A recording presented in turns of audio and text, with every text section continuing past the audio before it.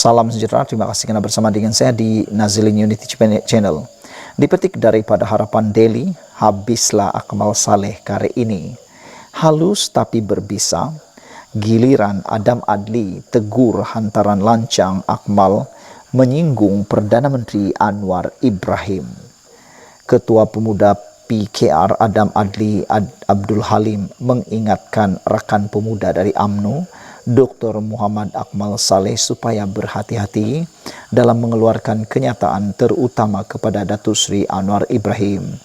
Adam berkata sebagaimana PKR sepakat menonjolkan sikap hormat kepada Presiden UMNO dan berhati-hati dalam memilih perkataan, mengapa Akmal tidak melakukan perkara sama terhadap Presiden mereka?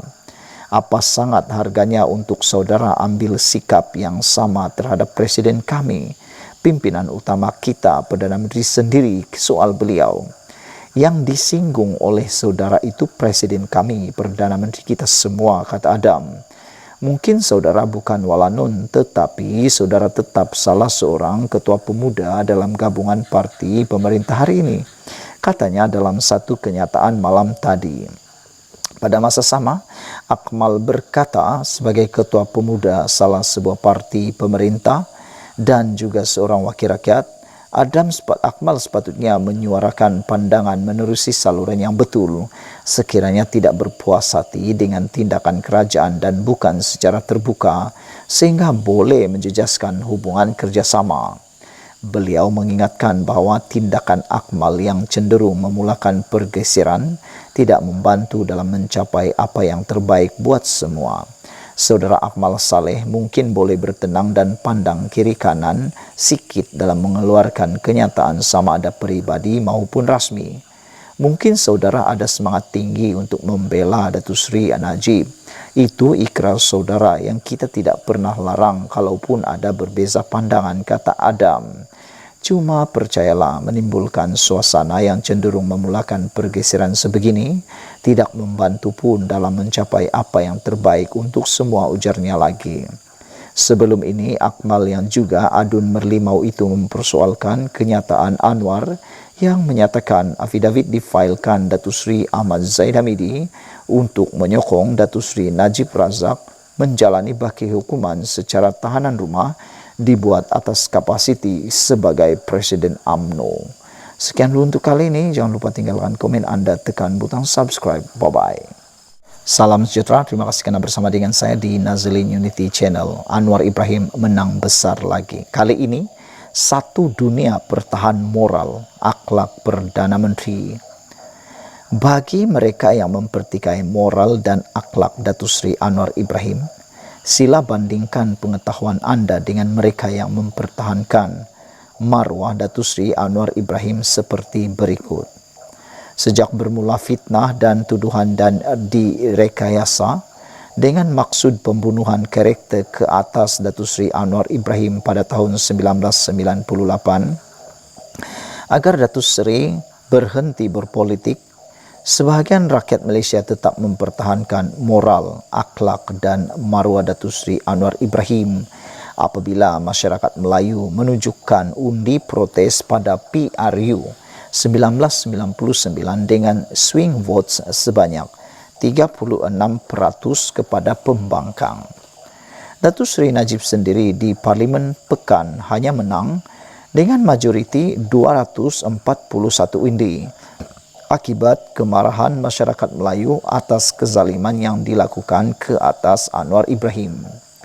Sebahagian rakyat Malaysia tetap mempertahankan moral, akhlak dan maruah Datuk Seri Anwar Ibrahim apabila Datuk Seri yang mengetuai pembangkang pada PRU 2008 berjaya merobek keegoan UMNO BN buat pertama kali apabila UMNO BN kehilangan 5 negeri dan majoriti 2/3 di Parlimen. Akibatnya, UMNO BN menjadi lumpuh.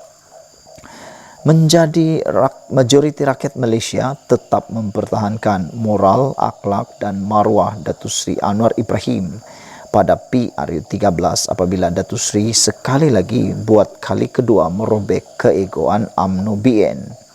UMNO BN buat pertama kali kehilangan undi popular yang hanya mendapat 48% berbanding Pakatan yang mendapat 51% undi populer. Akibatnya, UMNO BN koma dan sepatutnya Anwar Ibrahim sudah dilantik sebagai Perdana Menteri. Hari ini, Datuk Seri Anwar Ibrahim dipilih sebagai Perdana Menteri Malaysia yang ke-10. Seluruh dunia Islam, khususnya negara Arab, Indonesia, Turki dan Iran tetap mempertahankan moral, akhlak dan maruah Datuk Seri Anwar Ibrahim. Perdana Menteri ke-10 dipilih dan dinobatkan sebagai seorang yang sangat berpengaruh bagi kategori politik pada tahun 2017 dan 2018, 2 tahun berturut-turut melalui The Muslim 500 magazine yang berpengkalan di Jordan, walaupun Anwar masih dalam penjara. Masyarakat antarabangsa tetap mempertahankan moral dan maruah Anwar Ibrahim apabila Anwar dipilih sebagai penerima anugerah Nobel Peace Prize pada tahun 2016 ketika beliau berada dalam penjara. Masyarakat Barat tetap mempertahankan moral dan akhlak Anwar Ibrahim apabila Anwar disenaraikan dalam kelompok 100 orang yang paling berpengaruh di dunia dalam kategori politik oleh majalah Times pada tahun 2008. Pengerusi Majlis Ulama Sedunia Sheikh Dr. Yusuf Karadadwi tetap mempertahankan moral, akhlak dan maruah Datuk Seri Anwar Ibrahim sebagai intelektual Muslim yang dihormati oleh dunia Arab Barat. Almarhum Ustaz Datu Fazil Nur, bekas Presiden PAS, tetap mempertahankan moral, akhlak dan maruah Datuk Seri Anwar Ibrahim. Almarhum Tuan Guru Nik Aziz Nikmat, bekas Mursyidul Ampas, tetap mempertahankan moral, akhlak dan maruah Datuk Seri Anwar Ibrahim. Almarhum Tuan Guru Harundin, bekas Mursyidul Ampas, tetap mempertahankan moral, akhlak dan maruah Datuk Seri Anwar Ibrahim. Tuan Guru Haji Hadi Awang, Presiden PAS, tetap mempertahankan moral, akhlak dan maruah Datuk Seri Anwar Ibrahim. Aiman Rais, pemimpin Jemaah Muhammadiyah Indonesia, tetap mempertahankan moral, akhlak dan maruah Datuk Seri Anwar Ibrahim. Kiai Haji Masum Badasuoso, Jawa Timur, Indonesia, tetap mempertahankan moral, akhlak dan maruah Datuk Seri Anwar Ibrahim. Kiai Haji Gafur, Pondok Sunan Derajat, Gresik, Surbadaya, Jawa Tengah, Indonesia, tetap mempertahankan moral, akhlak dan maruah Datuk Seri Anwar Ibrahim.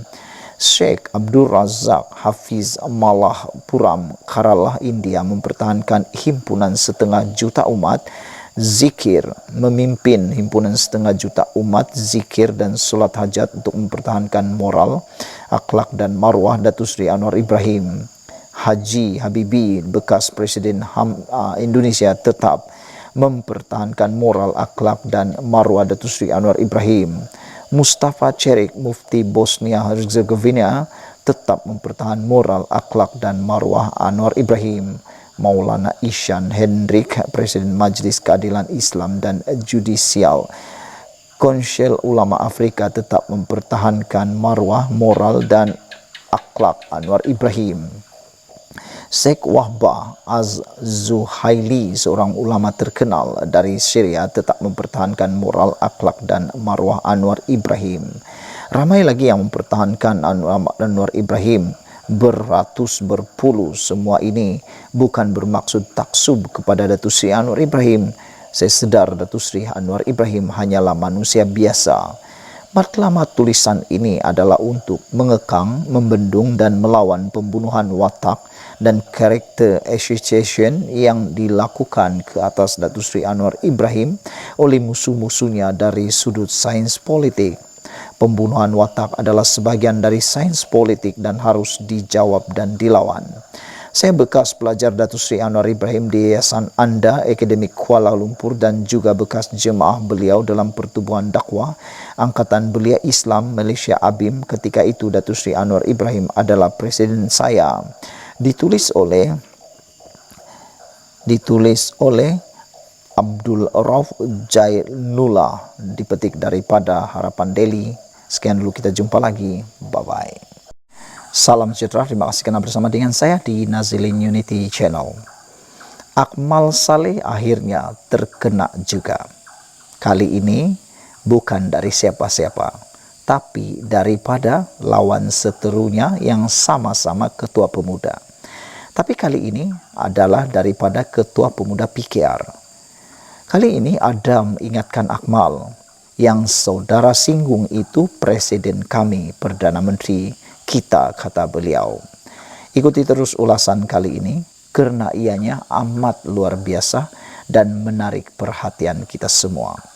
Ketua Pemuda PKR EMK, Adam Adli mengingatkan, rakan sejawatnya dalam UMNO Akmal Saleh, agar berhati-hati dalam mengeluarkan kenyataan yang boleh mengeruhkan hubungan antara parti dalam kerajaan perpaduan. Ini selepas Akmal Saleh dilihat mempersoalkan kenyataan Perdana Menteri Anwar Ibrahim yang juga Presiden PKR berhubung permohonan bekas Perdana Menteri Najib Razak untuk menjalani baki hukuman penjara di rumah. Saudara Akmal Saleh mungkin boleh bertenang dan pandang kiri kanan sikit dalam mengeluarkan kenyataan sama ada peribadi maupun rasmi, kata beliau. Yang disinggung oleh saudara itu presiden kami, Perdana Menteri kita semua. Mungkin saudara bukan walanon, tetapi saudara tetap salah seorang ketua pemuda dalam gabungan parti pemerintah hari ini, kata Adam dalam hantaran di media sosial hari ini. Terdahulu Anwar berkata afidavit yang difailkan Ahmad Zaid Hamidi untuk menyokong usaha Najib menjalani baki hukuman di bawah tahanan rumah dibuat atas kapasitinya sebagai Presiden UMNO. Afidavit itu difailkan oleh timbalan Perdana Menteri itu di Mahkamah Tinggi Kuala Lumpur pada 9 April lalu. Zahid menyerahkan afidavit beliau lakukan sebagai Presiden UMNO dan peguam negara tentunya bagi pihak lembaga pengampunan, kata Anwar. Pendirian kita bahawa semua keputusan yang melibatkan Raja-Raja Melayu tidak boleh dicabar. Saya tidak mahu mengulas lanjut kerana ini adalah prinsip kerajaan, bukan sekarang tapi sejak merdeka, kata Anwar.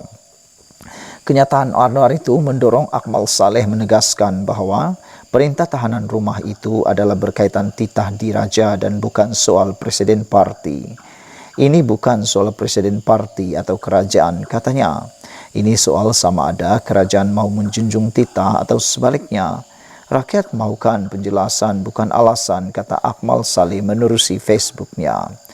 Mengulas perkara itu, Adam berkata Akmal perlu menonjolkan sikap hormat kepada Perdana Menteri, seperti mana hormat yang ditunjukkan parti-parti lain dalam kerajaan perpaduan terhadap Ahmad Zaid Hamidi.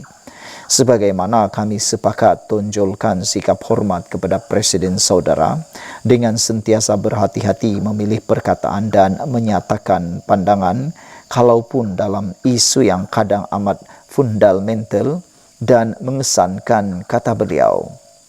Apalah sangat harganya untuk saudara ambil sikap yang sama terhadap Presiden kami, pimpinan utama kita, Perdana Menteri sendiri soalnya. Tambahnya, sebagai ketua pemuda dalam parti kerajaan, Akmal mempunyai akses luas dan penuh kepada pimpinan, termasuk Perdana Menteri untuk menyuarakan pendapat. Apapun perkara yang saudara ingin kemukakan, mustahil tidak didengar, mustahil tidak dibalas. Mungkin saudara ada semangat tinggi untuk membela Datuk Seri Najib. Itu ikrar saudara yang tidak pernah dilarang kalaupun ada berbeza pandangan, katanya. Cuma percayalah, menimbulkan suasana yang cenderung memulakan pergeseran sebegini tidak membantu pun dalam mencapai apa yang terbaik buat semua, kata Adam lagi. Beberapa netizen turut memberikan persoalan ini atau memberikan pernyataan kepada Akmal Saleh. Kata Tok Mudim, Anwar bersikap profesional. Kata beliau, engkau jaga departmen engkau, aku jaga departmen engkau. Kata beliau lagi. Tetapi sebagai seorang ketua, sebagai yang dianggap bapa, Anwar perlu juga rotan anak-anak yang nakal dengan cara didikan anak tradisional. Guna nasihat dan psikologi macam cara didikan anak di barat tak jalan untuk anak tiri seperti Akmal ini. Ahli politik Malaysia masih belum bersedia dengan budaya profesionalisme dan masih perlu ditakbir dengan cara diktatorship atau authoritarian seperti zaman Mahathir. Barulah you can take them in line sebab semua takut nak masuk ISA, kata beliau lagi. Saudara-saudara, ada juga yang kata, betul kata Adam, Akmal ni tak layak jadi ketua. Lihatlah apa yang dia buat. Boikotlah, marah orang bodohlah, tidak dengar nasihat Sultan. Orang macam ni rakyat cakap dialah yang paling, kata beliau. Jika tidak lantik orang seperti dia jadi ketua, jangan terkejut kalau ketua itu buat benda yang tak betul, kata mereka lagi.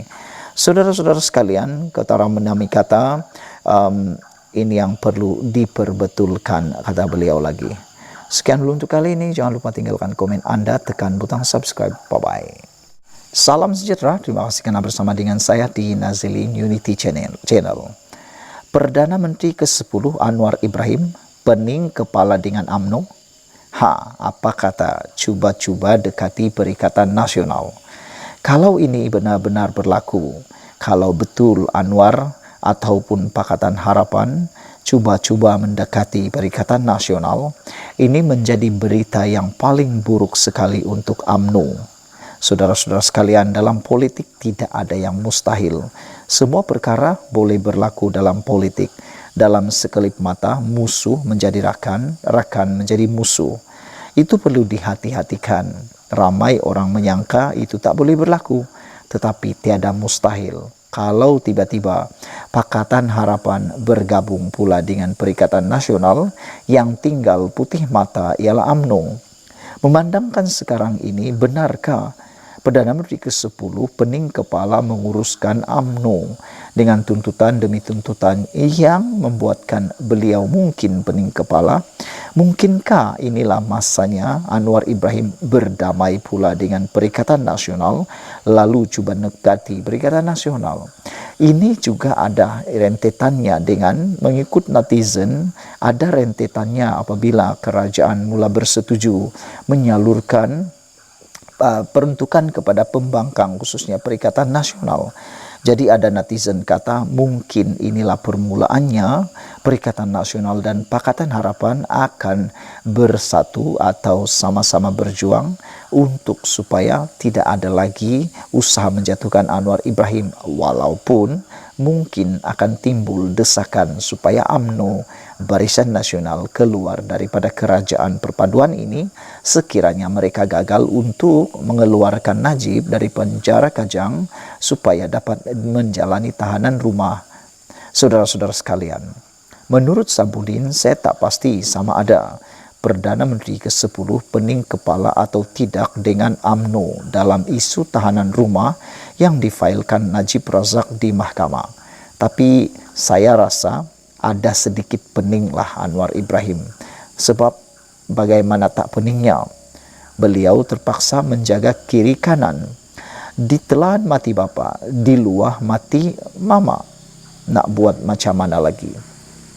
Sudahlah, timbalannya sendiri dalam kerajaan iaitu Ahmad Zaid Hamidi memihak kepada Najib dengan setuju menjadi saksi dalam saman bekas Perdana Menteri itu yang menamakan 7 responden berkaitan kerajaan, yang dalam samannya terbaru pula Ketua Pemuda UMNO Dr. Akmal Saleh mencetuskan polemik baru dengan ayat yang pedih menimbak Perdana Menteri ke-10, iaitu ini soal sama ada kerajaan mahu menjunjung titah atau sebaliknya. Seterusnya, Dr. Akmal membedil Perdana Menteri ke-10 lagi dengan kata-kata, rakyat mahukan penjelasan bukan alasan. Kalau pemimpin yang bertaraf senior serta banyak makan garam mendegur Perdana Menteri ke-10 sebegitu, barangkali boleh lagi diterima. Ini tidak.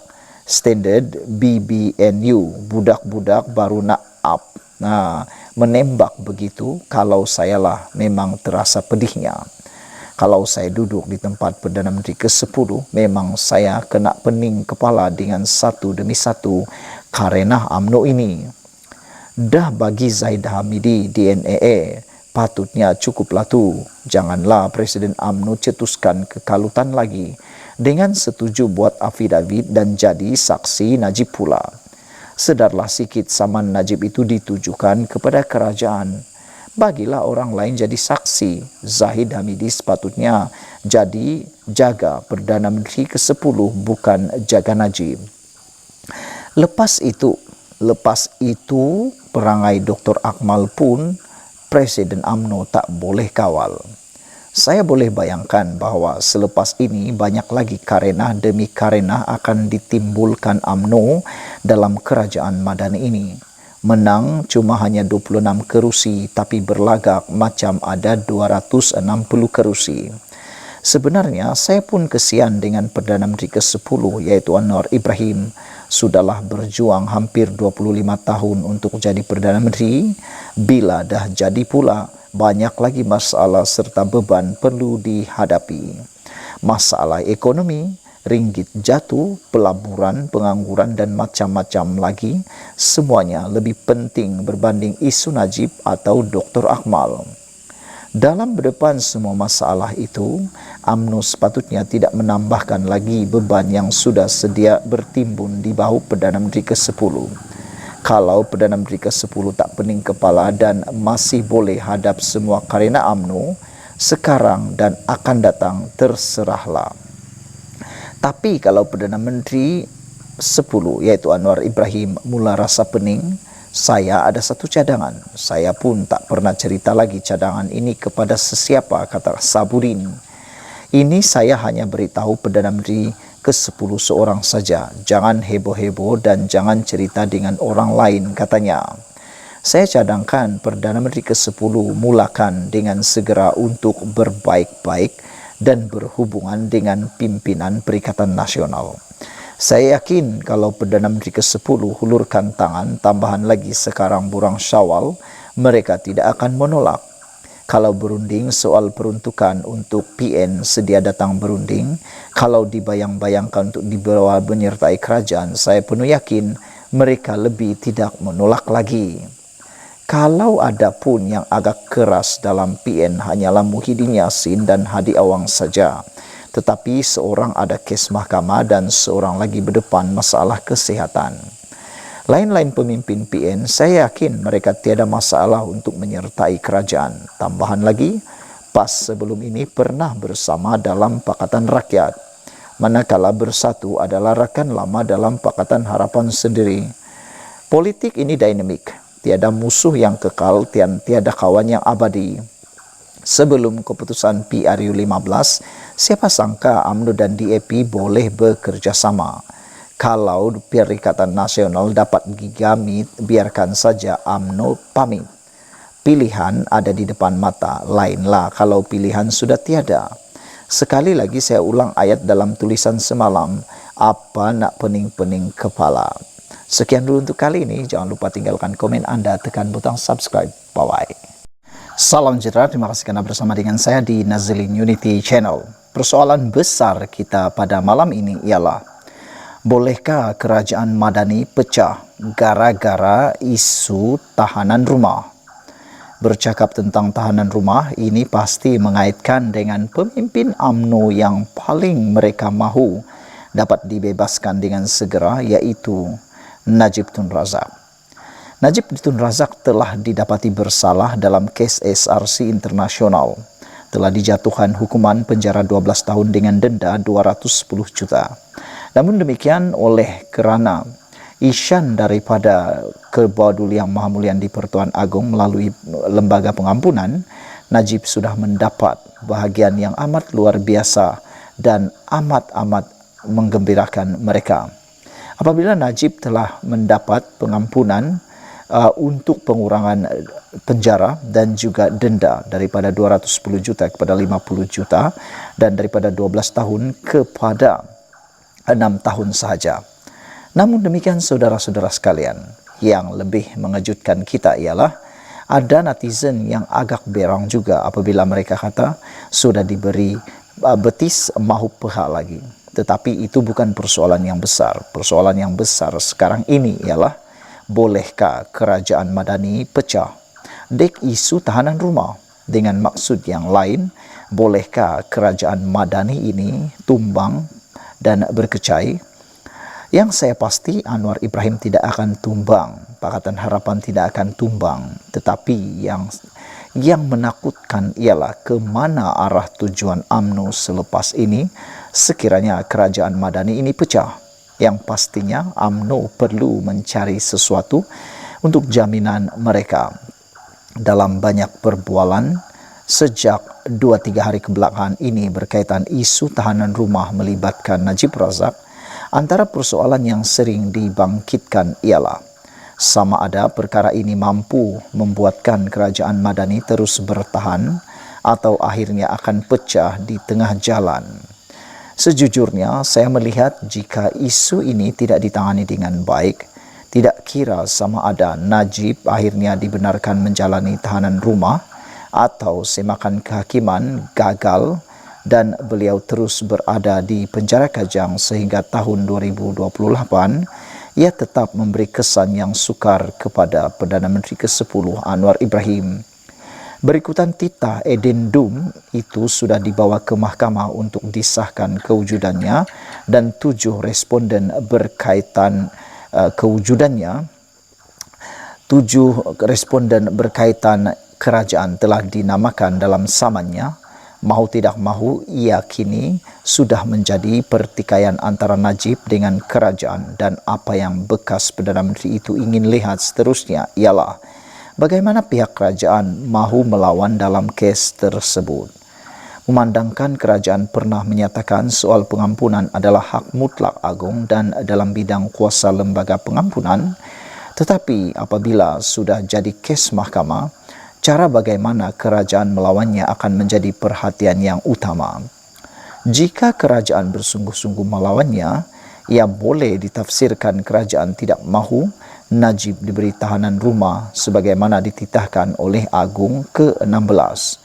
Sebab itu, apa juga keputusan semakan kehakiman kelak, ia pasti memberikan kesan kepada kerajaan. Tambahan lagi, saksi penting Najib ialah timbalan Perdana Menteri sendiri, iaitu Ahmad Zahid Hamidi.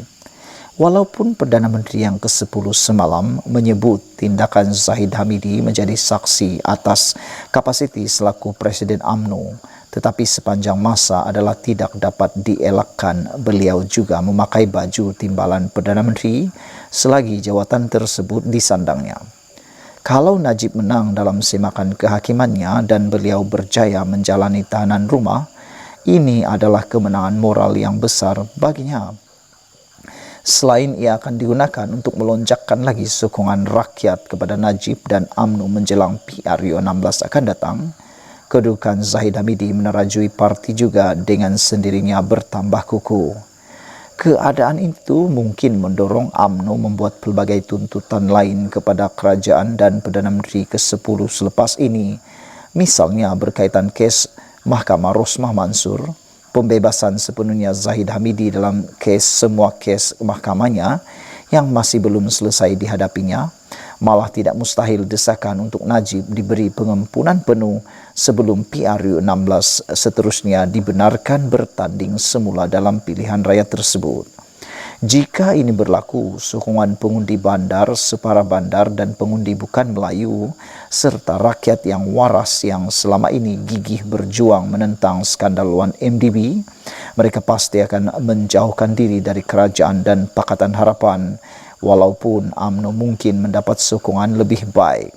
Akhirnya, Pakatan Harapan akan melalui jalan sukar untuk memenangi PRU 16 akan datang. Sebaliknya, jika semakan kehakiman Najib gagal dan beliau kekal dimastautinkan di penjara Kajang, sehingga 2028 UMNO akan terus bergolak. Kedudukan Zahid Hamidi jadi rapuh dan penyokong-penyokong Najib dalam UMNO semakin kecewa dengan Zahid Hamidi serta kerajaan. Ia kemudiannya tidak mustahil akan mendorong timbulnya desakan agar UMNO keluar daripada kerajaan. Paling mungkin menjadi orang pertama yang akan melakukan desakan itu kiranya Najib kekal ditahan di penjara Kajang ialah Ketua Pemuda UMNO sendiri Dr. Akmal Saleh. Jika Zahid Hamidi gagal mengawal semua keadaan tersebut desakan itu akan berkembang dan ianya akan menggoncang kedudukan kerajaan. Kerajaan perpaduan akhirnya akan bertukar menjadi kerajaan perpaluan, di mana palu memalu sesama sendiri tidak lagi dapat dielakkan. Maka kalau Perdana Menteri ke-10 berjaya mempertahankan kerajaan Madani ini sehingga penggal yang akhir penggal sebelum tibanya PRU16, beliau akan menjadi Perdana Menteri paling pening kepala berbanding semua pendahulunya sebelum ini. Ditulis oleh sabudinhusin.com. Sekian dulu untuk kali ini. Jangan lupa tinggalkan komen anda. Sila tekan butang subscribe. Malaysia kita punya, kita jaga sama-sama cintai Malaysiaku. Bye-bye.